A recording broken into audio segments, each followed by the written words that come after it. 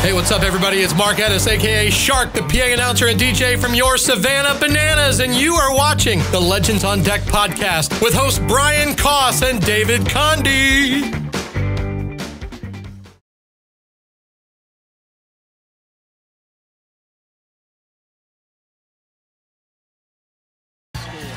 Hao rips one up the middle, fielded by Anderson. Oh, wow, what a play! What a spinorama by Chase Anderson at short. Ball. That's going to be ball 4, and down to second base goes Anderson to bring up DJ Miasis, the Juan Soto impersonator who is homered here. 6 balls in a row. They have stranded 9.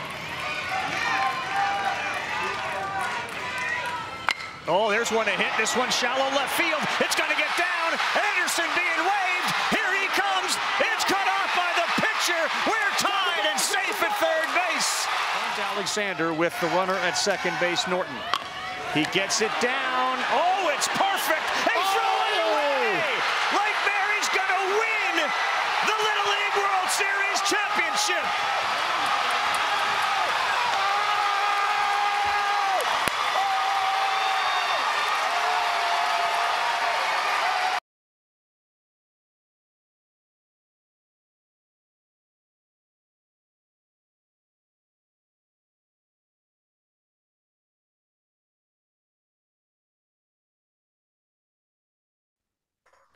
Welcome to episode 77 of the Legends on Deck podcast. I'm Brian Koss, along with my co-host, David Conde. And today we proudly celebrate the world champions of the Little League World Series, the Lake Mary All-Stars. They were the first ever team from the state of Florida to win the Little League World Series, believe it or not. Our guests today are none other than manager Jonathan Anderson and his son Chase. John and Chase, welcome to the show. Hey, thank you for having us. Thank you for having us, guys. Oh, definitely. So, we're so thrilled to have you on the show. We watched the games. It was awesome. Started watching it. Like Brian told me, hey, you got to watch this Lake Mary team in the beginning when you guys are kind of taking your run, going. And I was just kind of glued to the TV. So it was awesome to see how your team came together and everything you did as a coach and your coaching staff to really bring them to get to that last game. But can you give us a little insight into the journey from the local district tournament and some steps along the way? Like for those who don't know, are not familiar with the path, what does it look like at Williamsport, and what are the highlights for both of you? Right. I mean, I think the craziest path is the state of Florida, right? So our district, we in a district with like Oviedo, Apopka, and Maitland, and then just pre-COVID, they broke us up and they sent us more towards Volusia. So it's like us, DeLand, Deltona, North Volusia, and Palm Coast. So that's our district now, and those other teams are kind of still rebuilding, I guess, essentially. So the district is not very tough for us at the moment, and then we go into a section, and our section is us, Merritt Island, Titusville, Space Coast, stuff like that, and then up into Jacksonville, which my interpretation of Jacksonville is it's Babe Ruth country. It's not really big in Little League. So then you get out of that. That's a 3-team game. That's a 3-team tournament in a Saturday. Wow. So every team plays a doubleheader, and if you know Little League rules, that's tough for pitching and catching and pitching rules. And pretty much, if you go 2-0, you win it. If you go 1-1, then it goes into runs allowed. So you really don't want to go to 1-1 because you don't want to ask another team to help you out. Then you get into states. The Florida is broken down into 8 sections. I think it's 24 districts, 8 sections. So then those 8 teams come in. They split them up into 2 groups of 4, and it's a pool play game. And you play 1 game on Friday, 2 games on Saturday. Whoever wins the pool plays a championship game on Sunday. Wow. So now you're playing 4 games in 3 days, and with Little League rules and pitching rules, it is intense. You have to have depth, which you got to see in the Little League World Series.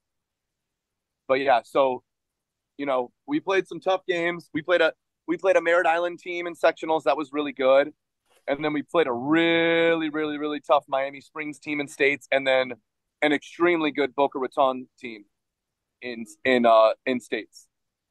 So getting out of the state of Florida might be one of the hardest things to do. And then you get into regionals, and then it's a double elimination format, and it's spaced out a little bit longer. So if you've got, two big horses, then you're good. Now, I would tell you, Florida teams are probably built a little bit more depth-wise, and maybe not as many front horses, and that might be why Florida hasn't been as successful in Williamsport as you would think they should be. So are you allowed to lose a game in Florida in those tournaments? Well, sectionals you don't want to lose, because if you go 1-1, you're in trouble. In states, if you lose a game in that 3-game pool, you can go 2-1. But if you're 2-1 against another team that beat you, then that team wins head to head. So it's tough. You really don't want to lose. If you lose, you're asking for help, and you can't guarantee yourself you're going to get it. Wow, that's a major run. I mean, that you guys had to go through just to get out of Florida. That's like a championship in itself.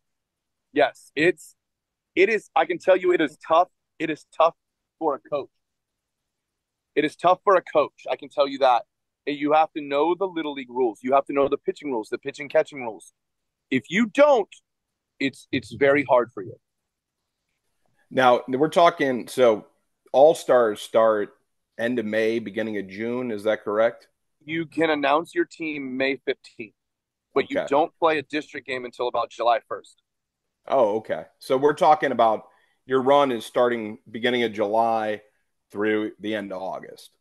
Yes. Yeah. So like we did our districts in July. Let's say July 1st, we start our districts. We get it done before July 4th or in that range. We play our sectional, I would believe it's the second weekend in July, and then the third weekend in July is states. And then you have, 8 to 10 days until you have to go to Georgia for regionals. Got it. So that's a long summer. That's a long summer for sure. Right. And it's a lot of practicing in the beginning. If you choose to do it, it's up to you, right? It's like, oh, these kids play travel ball. They got stuff going on. They go to Cooperstown. They go to this. And so you try to be nice. Yeah. And you try to juggle that. But you kind of need your kids there because you're doing bunt defense. You're doing first and third defense. You're doing a lot of things that you need, your top tier kids available so that they can learn it. No, that makes a lot of sense. It's no easy run for sure. Now, the city you guys won was what I thought was really unique and cool was the city of Lake Mary really came out strong to push, your run and then also to celebrate it afterwards.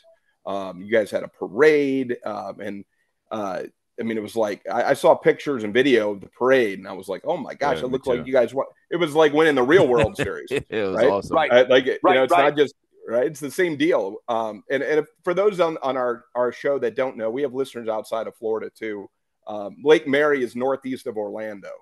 I'm west of Orlando. You guys are northeast of Orlando. And David's down in Southwest Florida. So we're a Florida-based show, but we have listeners all over. You guys did the Magic Kingdom parade. It was just a whole big deal. So, let me ask you one question there, Chase. Let me get you in on this. The Magic, which was the most exciting parade with Mickey Mouse or with the and I'm kind of putting you on the spot, but he got this question while at Magic Kingdom. So now he needs to answer it. See if you said Lake Mary or Disney? Yes. Yeah. Which parade? Lake Mary, because there was more people like around the community, like from Lake Mary. So it was better there. And there's more people too. And probably a bunch of your friends from school kind of watching you in the parade, correct? Say that again? A bunch of friends from your school probably watching you in the parade. Right. That's awesome. That's the community support there. So can you speak to a little bit? So that actually probably answers that question a little bit. But what is it that you think this whole thing means to, the city of Lake Mary, Lake Mary Little League, the whole operation, and going forward as a community? Oh man, this is huge. I mean, I had this dream when I first came in with him when he was 6 years old for T-ball at Lake Mary. I was like, Little League, we can do this. You know what? We're going to do this. We're going to get a team to Williamsport. And, you know, the fact that it almost came true 2 years in a row is wild. And then we get there and then we do what we do. It's a great, great feeling. And yes, like the impact that this is going to have on the city of Lake Mary and then the Little League, we'll see. It's going to be crazy. Okay. It's going to be crazy who's going to try to come in and what they, you know, I'm here for the next 5 years, 6 years to coach this thing. So I want to get after this thing for as long as I can. And like you said, this parade, the whole state of Florida came. So, right? Florida has been waiting for this for 70 years. Wow. Florida has been waiting. And I know we came close. At a minimum, I know we had Altamont in 84 and we had a Popka in 2000 and 2001. So, you know, Central Florida has been craving this, let alone Florida. Yeah, absolutely. It's a good point. It's the whole state. It's the whole state in the Central Florida region. And you did still have some fans out here in Southwest Florida, Cape Coral area, and I got to experience some of that Little League. You know, the All-Stars a couple years ago. I coached the team. They didn't get beyond the first round at all, but you kind of – and I did it with my oldest kid. They got to Sarasota back in 2018, but you kind of see the path and how many teams you got to play and the talent, the levels and everything else, and it isn't easy. But to just continue to go on and go on and go on, it's just amazing what you guys did. I mean, it's and for you to be there for another 5-6 years, you have the experience of what it's going to take to get to keep moving on. You know? The knowledge is key. The knowledge of knowing how much work you have to put in, to be able to trust your guys, all that stuff. It's huge, man. It's huge. I was worried I was going to run into the coach of Tennessee, Randy Huth, again. He just happened to move leagues and go to Murfreesboro and not get through it. But if I would have ran into him, who knows what would have happened? Because that guy's done it 3 years in a row. Yeah, it's amazing. I agree with you.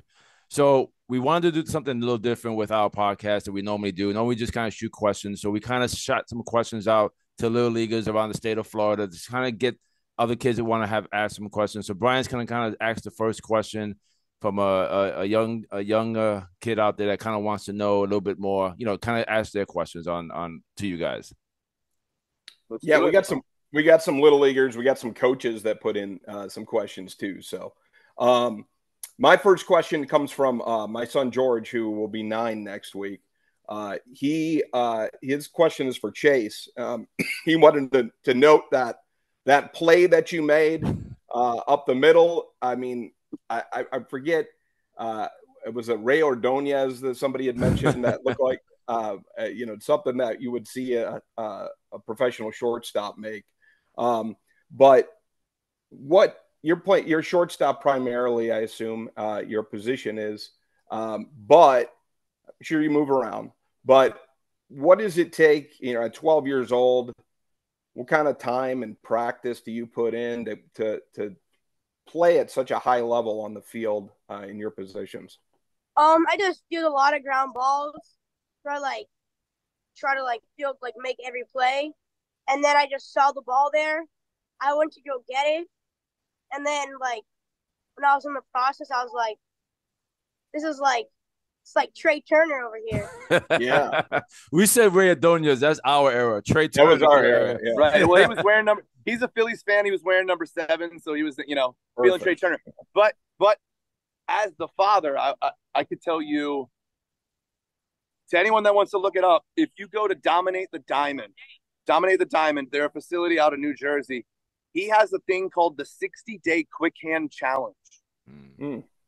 So around COVID, obviously, right, there was nothing to do. They were doing Zoom calls and workouts and stuff. We worked the 60-day quick hand challenge. It gets you, you know, catching the ball here, learning the pocket and how to deflect. And watch him, he catches that ball, and on his transfer, he kind of highlights it to his hand. He doesn't go in and grab. He kind of highlights it. And doing that 60-day quick hand challenge kind of got him the feel of knowing where the ball is in his glove, where his hand is in relation, and what he can do to get the ball out quick, to have a quick release, to do things like that. Those special things, those things that you don't always practice all of the time, but you have to have the instincts, but you still have to have a little bit of work behind it to know what you're doing in those moments. And then you got these kids flying down that line, right? I mean, they seem everyone that the field they seem to be going really fast, and you release that ball so fast. Your move is so perfect and got it on point. I mean, because like you had no time to think, you just had to do it. Yeah. Yes, 60-foot, 12-year-old young boys and 60-foot bases. I'm sure they're probably, if you clock it, it's probably close to like MLB players moving down a 90-foot baseline. Yeah, For sure. That's crazy. So this one comes from Jacob Adams of the Eric Metza Baseball League here in Cape Coral. And this is for John. He wants to know, how do you keep yourself loose as a coach and your team loose going to big games? Yeah, we had our music blaring. We had the music blasting. We don't try to coach them too much and BP and pregame. We kind of let them do what they have to do. We gave them a pregame workout routine that they needed to do, workout wise, stretch wise, so they knew what they had to do, and we kind of just let them work as 12-year-olds and as leaders. Like we had Chase, Landon, Jacob, and JJ that were on the team last year, so they were kind of our 4 leaders. They kind of kept the kids mentally prepared and ready to go. And even for me as a coach, I needed that music. I needed my moments to just lock in, to be ready to go, to be able to coach them and not be too overbearing. Because we're in all-stars now. These are the best players in our league. These kids know how to work. They know what to do. So, it is key to be mentally prepared so that you don't do too much and then get them down on themselves. Because these are, like you said, huge games. And I need every single player, all 12 of them, locked in at every moment. Because as you saw, everyone shined at some point in time in those 8 games up there in Williamsport. That's a great point. You kind of let the kids be the kids and kind of work together as a team to gel and kind of get within their rhythm and just work together, and then you kind of let them be. That's awesome. Some teams kind of want to hound out, and you kind of let your guys be them. Yes, yeah, we grinded. I mean, we had 10 a.m. practices, 5 p.m. practices every day during the week. So they were the most prepared team. And that's anytime we were in a tough spot, we just told them, no one is more prepared than you. No one has outworked you this summer. So as long as you execute, you are going to win these games because you've put in more hours. You've put in more work. Just know that, boys. That's awesome. Yeah, you could tell. You could tell for sure. Our next question comes from Chris, Winter Garden Little League, coach and son. They want to know, and you mentioned a little bit, you have 4 returning players, but how is it what do you look for in All-Stars? How do you make your selection for this team? I imagine it's a very competitive process. Right. You got anything?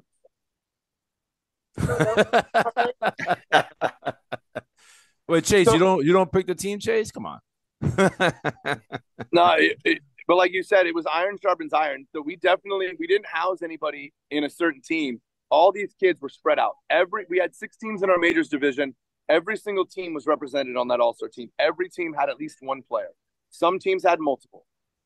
Our team had 3, Chase, JJ, and Lewis. I know the White Sox had 3. The Marlins had 1. The Astros had 3. 3, 6, 9, that's 10. The Royals had 1, that's 11. And then the Braves had 1, that's 12. So, but what we do is we have a board of directors. There's like 20 people on the board of directors. And every coach and the 2 assistants of every team, they got to vote. They vote what they believe is the top 9. The top 9 gets solidified, and then the head coach picks the last 3. Okay. And that's how we did it. But we battled, right? We split everyone up. We had top tier players, some of the best players in the state in travel ball world, coming at each other, attacking each other on the mound, attacking each other at the plate. And then picking the team was easy because the cream rose. Yeah. That's true. So you got a lot of guys that are playing. Actually, I'm going to throw a follow-up to that. How was the schedule, with the intensity of the schedule? Did you guys that are also playing on the travel side have to kind of take a break from that tournament play during this period of time? Right. So that was their choice. In Little League, you have to play 8 games. If you do not get 8 games played, you are not eligible to play. Yep. Unless you have an injury, paperwork, medical release. If not, you don't make the All-Star. You don't even be eligible to be voted on. So to those travel ball kids that thought they could only play 8 games, if they didn't perform, they didn't get voted in. So that was, that's your risk. You can think you're the greatest kid on earth and you play 8 games and we attack you and you don't hit. You may not get voted in. Yeah. So you have to make teeter on that, decisions. Yeah. Make all the games that you can. Don't just prioritize your travel ball practice over a little league game. You might want to show up to your games. And we understand on Saturdays, if you have travel ball tournament, you can't make the game. We get it. But if you play 2 games in the morning and you can make the afternoon game, you might want to get out there. I know you're exhausted, but you need to get your 8 games in. No, that's a good point. So the next question we have is actually from one of our writers, Jeremy. He's in New Jersey, and another question I'm sorry, Chase, we got more questions for your dad, but I got one to end with you. So, how do you balance the high stakes competition, the Little League World Series, with the opportunity for the kids to have fun playing their favorite game? We just played like we normally play, like it was a regular game. Like, don't think about like it's the Little League World Series Championship. Just think like play how you've been playing all summer, and no one could beat you. I also would say that, I don't know if you'd agree, but did ESPN do a pretty good job of not making you feel like all the cameras are on you? Did you know? I know you're playing on the best field you probably played on your life, but did you know that there were so many cameras watching you? Yeah. You did. Okay. But you had so much composure. I mean, the whole team did. Did it look like you guys were nervous? And you couldn't tell. You couldn't tell. It's like they were just going about their job. Whatever you guys set the job to be, they were just going about their job. Right. And that's what I was going to say is we had a job to do there. The job was to win the whole thing. So I think all these kids were locked in and prepared to win this whole entire thing. And I did say that to some reporters up there. I was like, the mistake was you let us get to Williamsport because now we're going to take this thing. That's great. Got another one from Jack at Winter Garden Little League. Jack wants to know, and you mentioned that Florida was maybe the hardest thing to get out of, but he wants to know who you think the most challenging team that you faced was. I'm sure they were all challenging, but does one stick out to you? There's one. There's one. Boca Raton States. They had a kid throwing like 80, and wow. I know. You just stick your bat out. You just put your bat out there. Is that what you did? Yeah. Right. He actually led the game off with a single. So we were hyped. It was like, all right. Sometimes the leadoff hitter sets the tone and can kind of take some fear off the kids. So that that was a big deal. But yeah, if you look him up, Junior Cordero, I believe, they claim that he beat Bryce Harper's record up in Cooperstown of home runs in a week. He broke, I don't know, it was 19 or something. He's a dude, man. He's a very big, strong kid. He went yard against us. He was throwing 80 plus. It took 6 2/3 to get him out of the game. So in 85 pitches, this kid went 6 2/3. He was efficient. Not only could he throw hard, he could have a lot of command. So how do you approach somebody like that, Chase, throwing that hard? What's your approach at bat? You got to get in the back of the box. You got to, wait on your back foot already. And then when he just throws, you got to just, you just have to, just do throw it. the bat at the ball. Just throw the bat at the ball, right? Well, yeah, he's got a decent swing to where he gets his bat into the zone pretty early. Mm-hmm. So that's what it was. He's a lefty. He hit a line drive over the third baseman's head. He got his bat in the zone pretty early and caught a ball deep in the zone.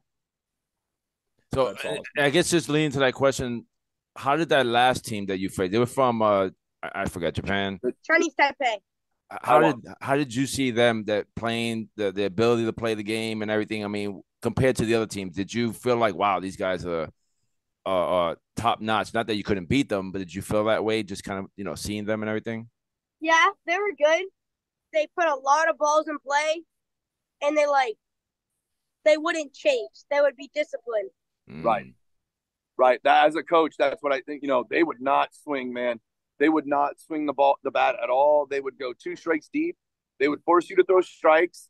And those kids were, you weren't fearful of a long ball. You weren't really fearful of their kid on the mound. But when that kid got runners in scoring position, boy, did he lock in and execute pitches to get himself out of situations. Wow. It was a good team. And, you guys did great at the end when you won it. You still kind of gave them that love and respect. And that was, they were crying on the field and you guys went over and you embraced them. to let them know, hey, we feel you, we understand. Right. Some of those kids lost last year. It was the Southeast Regional Championship game, but their hopes and dreams of Williamsport went away. So they feel it a little bit. Not as big as losing the national championship, but it still hurts to know that your dreams are complete for this summer. Yep. So we only got a couple more questions left, but so this one comes from Wrigley at West Orange High School. For John, he's curious if you are planning on coaching your younger kids and making more runs at Williamsport. I guess we kind of answered that question earlier. And we kind of know it's set in stone. Right. I think I saw Wrigley today. I think I saw Wrigley at the fields today before he umpired a game. So we talked a little bit, but yes, I have a little league 11-year-old next year and a little league age 9-year-old. So I'm trying to sit here for as long as I can. I want these kids from Lake Mary Little League to be able to feel the same thing that Chase did. I don't want anyone to not be able to experience this opportunity. So I'm going to be there. I'm going to be helping, coaching for as long as Lake Mary Little League will let me. So watch out, Florida. I think they'll let you stay a while. I don't think it'll be a problem. And I'm going to kind of just, you answered my next question too, but I wanted to plug. So you talked to Wrigley today. You talked to his dad, Adam, too. We were talking. Adam was actually had the question about your the pitcher that you faced in Boca Raton. So you've kind of covered that issue already. But did reemphasize, Adam Bates, he's the GM of the Winter Garden Squeeze, friend of the podcast, and his son Wrigley. They were about as enthusiastic as I could think of a father-son combo that was following you guys. Adam was actually putting together watch parties in Winter Garden nice. for your run. So I wanted to plug him there and the support that he and people on this side of town were giving you guys. Yeah, we were over there. I think it was last year. We won the 10U state tournament, so we were playing at Winter Garden Little League. That's a complex, and I heard all fields are going turf. Like that place is the place to play at. Yeah, it's all turf now. It's all turf. So yeah, it's pretty nice. That's amazing. I mean, shout out to the city. I think is Kim Johnson still? She's the DA of the whole regional district? Yeah, the whole district, and they're doing a great job. That's amazing. I wish we could get that over here at Lake Mary. It might take a few years. I know that's a lot of money, man. That's a lot of money that city committed to that league. Wow, for sure. Yeah, it's state of the art, and we got a good program over here. And didn't we have an umpire from Winter Garden up there? Yeah. Oh, really? Yes. Oh, really? I think he did. I think he did our bases game 1, and I think he did the plate game 2. Wow. Oh, I think you might be right about that. Yeah, I'll have to confirm who that was for sure. Great Florida connection. I feel like his name was Tim. I could be wrong, but he was definitely from Winter Garden. He announced himself to us before this whole thing started to the coaches. We had a coaches meeting, but that's cool to be one of the umpires to go to the Little League World Series. It's not easy. Yeah. No. And he did it. He's a volunteer too, so I don't know how much. I know they don't pay him; they house him and stuff. But kudos to him. It's cool to have you guys win and have him there. He got to kind of experience that with you guys as well, being from the hometown. So it's pretty cool. There's one question comes again from Chris and Mateo of the Winter Garden Little League. Do you have some kind of secret sauce for success there at Lake Mary? Hard work. Yeah. Hard work. That's the biggest thing at this age. Work. I think there's stories of Kobe saying, when he was 14, he wasn't big, and then he just put in hours, right? It's all about putting in the hours. If you put more hours than the guy next to you, you will be better than that guy. That's just pure numbers, right? Someone's sitting at home playing video games and you're out there throwing a ball against the wall, you will get better. And that's what separates the men from the boys, essentially. Yeah.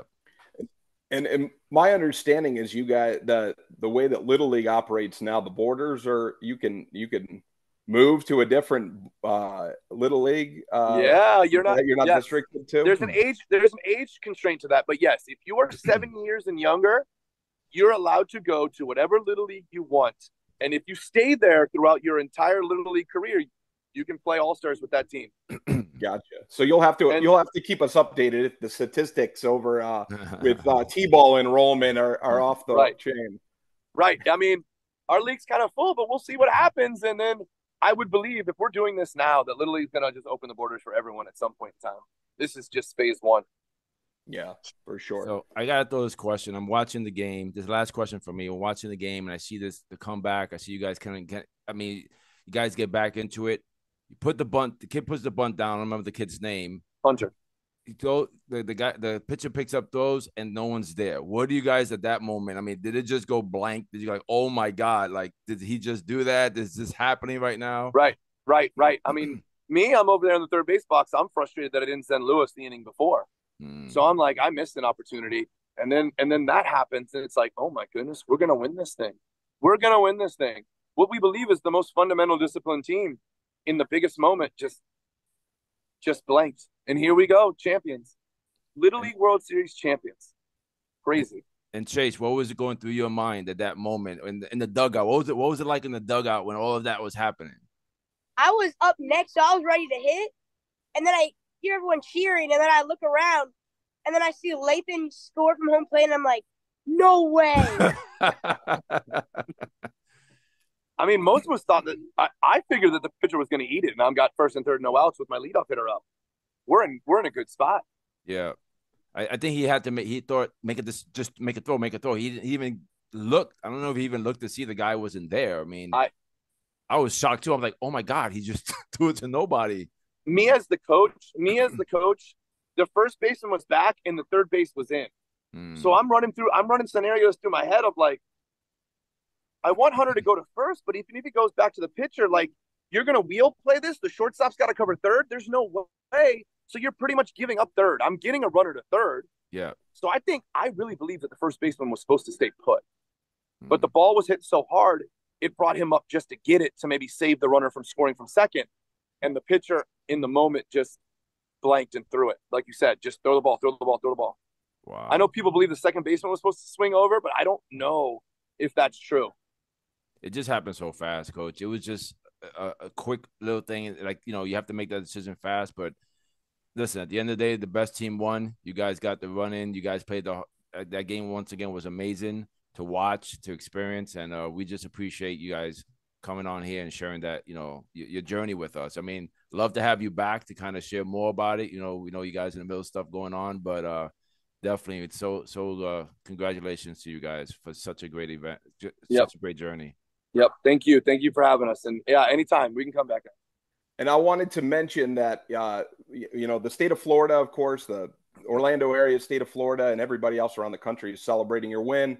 I wanted to show a nice little piece of memorabilia that I got a hold of from our friends at Dugout Mugs. They have put together a Lake Mary World Championship with the names on the back. The roster, yep.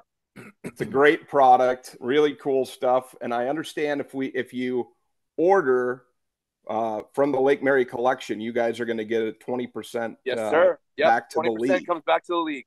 Awesome. So I strongly encourage. They've added some more things to the collection. Yes. They added the metal bat ones. Which I have a Tigers version of that metal bat one's a nice product. The drawstring bags and a few other items. Yeah, but I think a keychain that you could put onto your baseball bag and all that. So it's a great product, and we want to celebrate your victory for the next year here. Right. So. And I know we're also if you go to Lake Mary Little League on socials, we're selling World Championship shirts. So nice. Get on over there if you want some more memorabilia. That goes $5 from each purchase comes back to the league, or each shirt comes back to the league. So. Great. We'll link both in the podcast notes for you. I have a travel ball team, so I'll just try to grab them so we can wear them for our practice shirts. Yes, sir. So, John and Chase, we want to thank you enough for kind of joining us. Like we said, sharing your journey, kind of letting our followers know just what it felt like to be a part of all that. And then we just want to plug our sponsors. Thank you to Southwest Concrete of Fort Myers, Hayden Supply of Fort Myers, and Paul Popple's Auto Body of Cape Coral for sponsoring the show.